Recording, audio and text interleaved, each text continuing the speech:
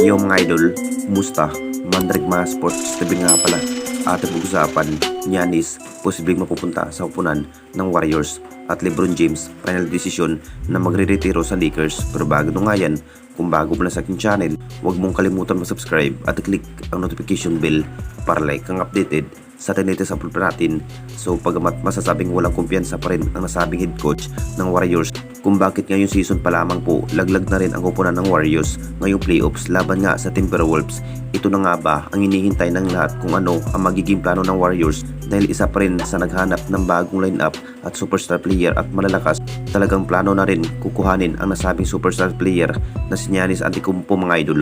Hinihintay pa rin ang lahat kung ano ang magiging desisyon kung mapupunta na nga ba ang nasabing star player na si Giannis Antetokounmpo sa upunan ng Warriors. Isa na rin si Giannis mga idol sa malapit na magtatapos ang kanyang kontrak sa Milwaukee Bucks. Masasabing ito na rin ang magandang plano ng Warriors. Inamin naman ni Steph Curry mga idol kung sakaling mapupunta ang nasabing star player na si Giannis, mapapalakas nga ang magiging chemistry next season ng Warriors. Talagang hinahandaan na rin ang magiging this at coming new season ng Warriors. Isa na rin sa mas lalo pang pinalakas ngayong lineup. Pero decision pa rin ni Giannis mga idol ang masusunod kung mapupunta na nga ba sa upunan ng Warriors kung matapos ang kanyang kontrak sa upunan ng Milwaukee Bucks dahil malaking papel rin ang kanyang ginampanan ang nasabing star player na si Giannis. Posibleng mag-renew pa nga ba ng bagong kontrata ng Milwaukee Bucks or mapupunta sa upunan ng Warriors kung matutuloy ito si Giannis ang nasabing player. Magandang kombinasyon na nga ba ang magiging lineup na may Giannis at Steph Curry at Jimmy Butler next season ng Warriors kung sakaling mapupunta ang nasabing star player na si Giannis. At dito na naman tayo sa isa pa nating balita. LeBron James final decision na magre-retiro sa upunan ng Lakers.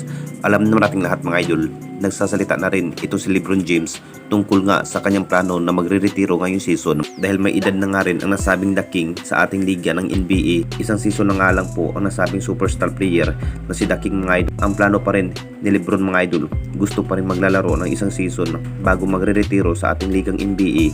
Hinihintay pa rin ang lahat dahil kung sakaling magre-retiro ang nasabing The King, hahanapan pa rin ng Lakers ng bagong pamalit kay The King mga idol sa Lakers. Talagang isa rin si LeBron sa naging big factor sa bawat lab, kumamada pa rin ng maraming maitala kung maganda ang kanyang magiging laro. At siya rin ang dahilan kung bakit napapaganda nga at napapalakas ang naging roster ng Lakers. Kung makapagdesisyon si LeBron mga idol na magre-retiro, malaking impact pa rin ng Lakers sa pagre-retiro ni LeBron.